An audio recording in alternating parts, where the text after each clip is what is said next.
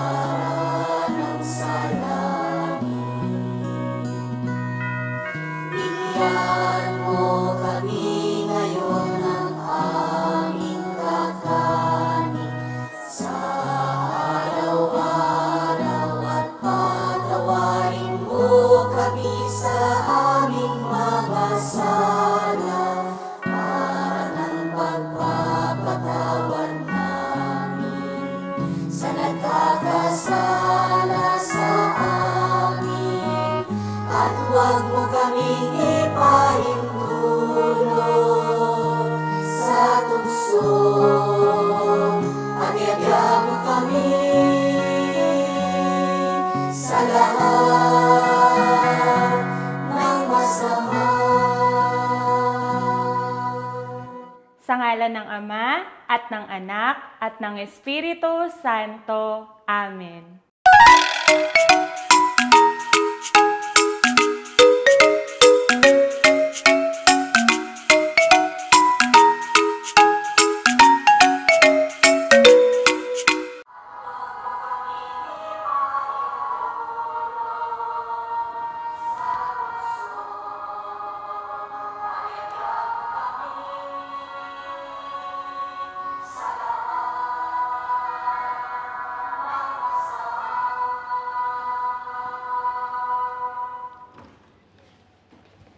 Hi Kate! Hi Tolits! Anong ginagawa nyo?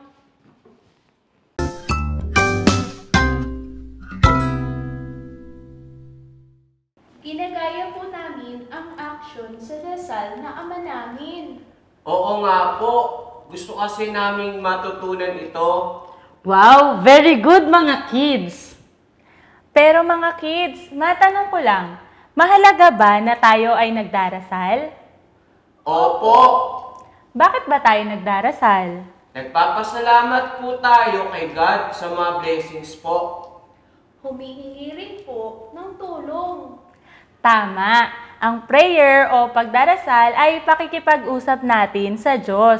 Nagpe-pray tayo para sumamba sa Kanya at magpasalamat sa lahat ng mga blessings na ibinibigay niya sa atin.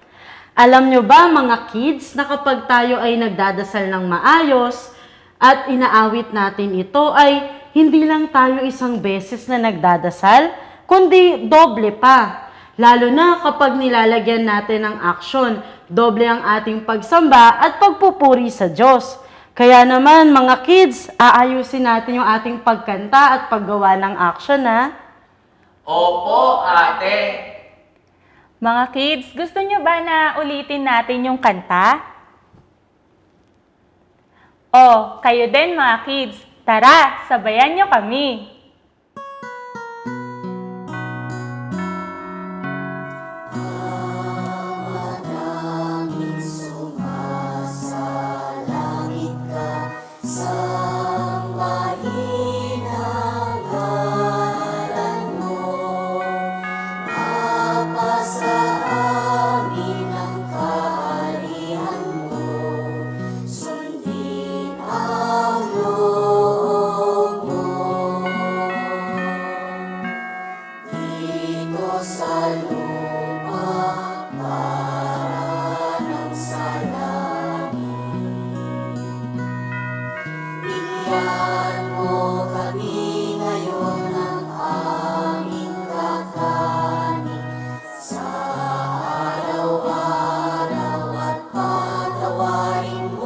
Kami sa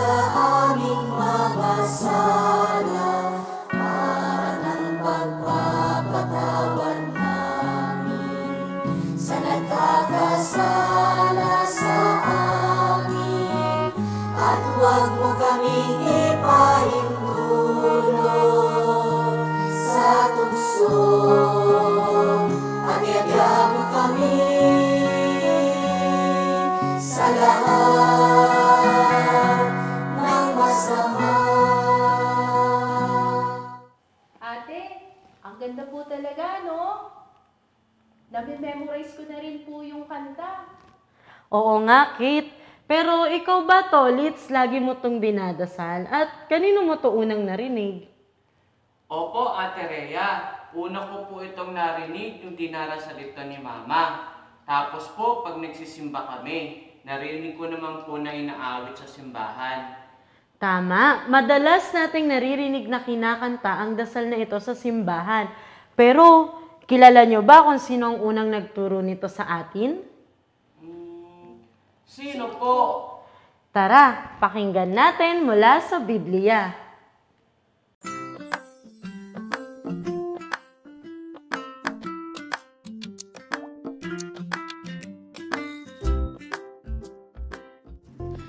Minsan, nanalangin si Jesus sa isang lugar.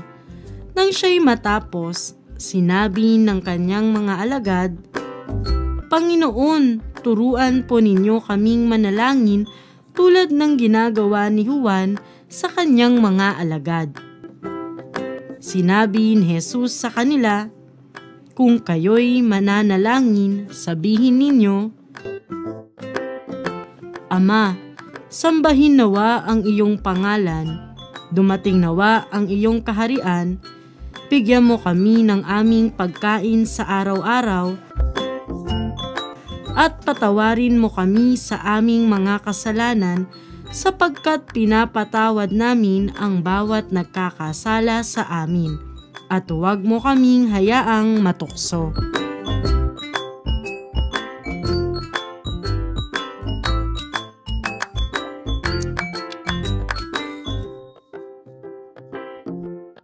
O Tolits, Kate, narinig natin, di ba, na ang mga alagad ay humiling kay Jesus na turuan silang manalangin.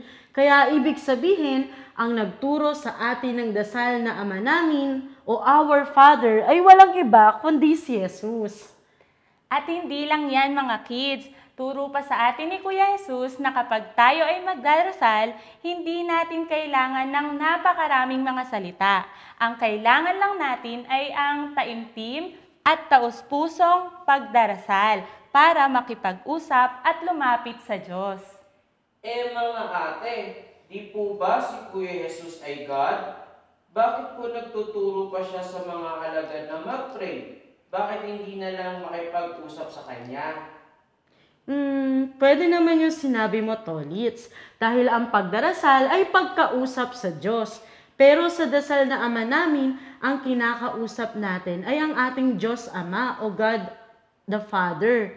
Diba, naalala mo yung tinuro ni Sister Cathy na kapag tayo ay nagdadasal ng Ama namin, pinupuri at sinasamba natin ang Diyos Ama. Tama! Kaya nga sa pamamagitan ng prayer na Our Father ay tinatawag natin ang Diyos Ama bilang ating Father, ang Amang nasa langit. Pero lagi ninyong tatandaan na ang Diyos Ama ay hindi lamang nasa langit, kung hindi nasa lahat ng kanyang mga nilikha. Kaya nga huwag tayong matatakot na tumawag sa Kanya dahil lagi lang siyang nandyan at nagmamasid sa atin. Because God is a loving Father.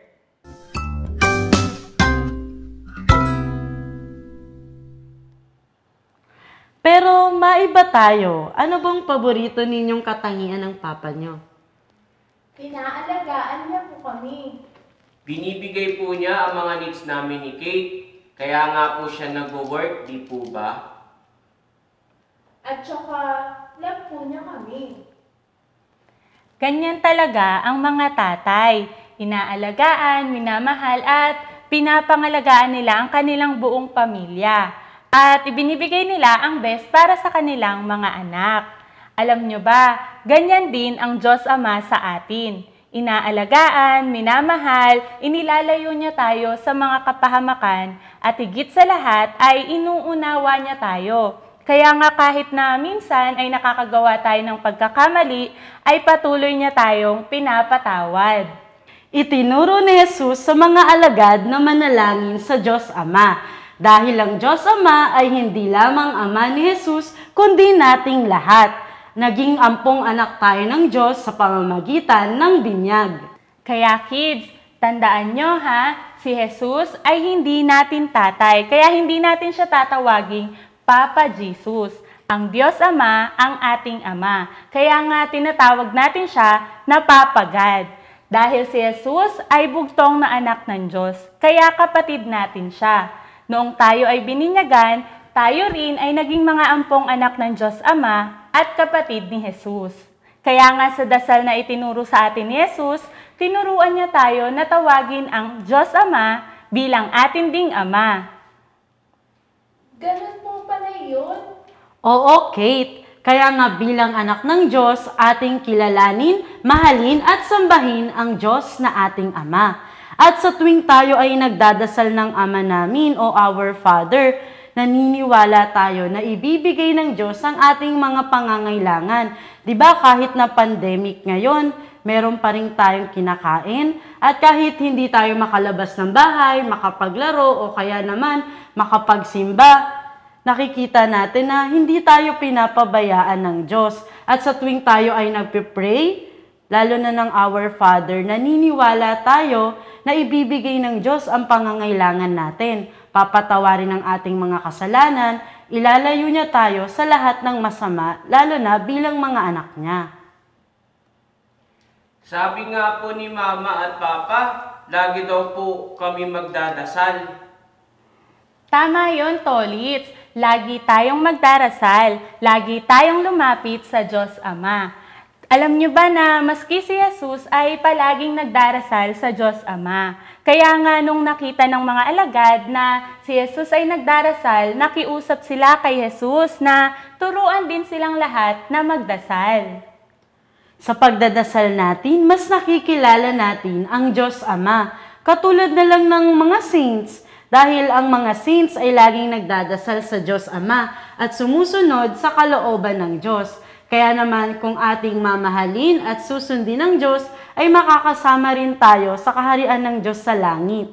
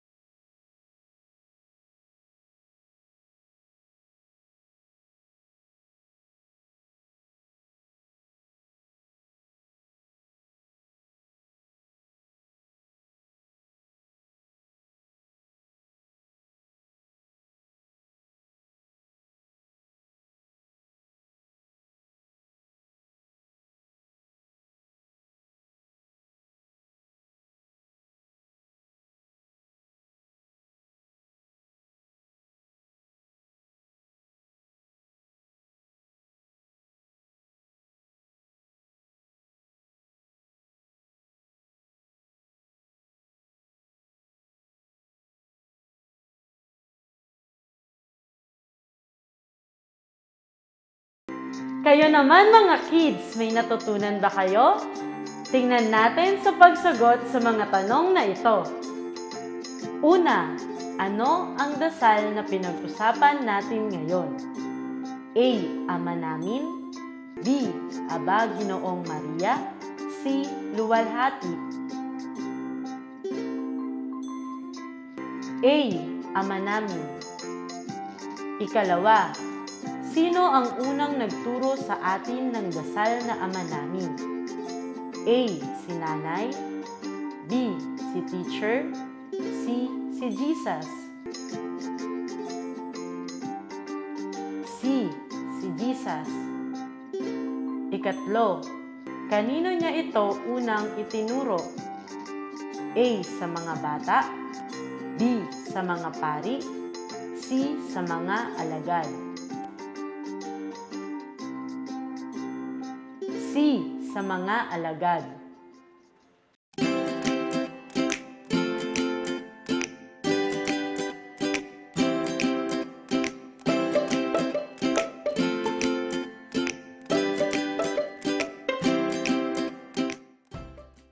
Ang challenge natin simula ngayong araw, gabi-gabi, bago matulog, ay magdadasal tayo ng isang Ama Namin. At pangalawa, ay magpapadala kayo ng picture kasama ng inyong tatay dito sa ating FB page, ang Sifam Media Ministry. Sali ka na! Baka ikaw na ang susunod na mai-feature namin. O mga kids, paalala, nais ni Jesus na makasama tayo sa kanyang kaharian.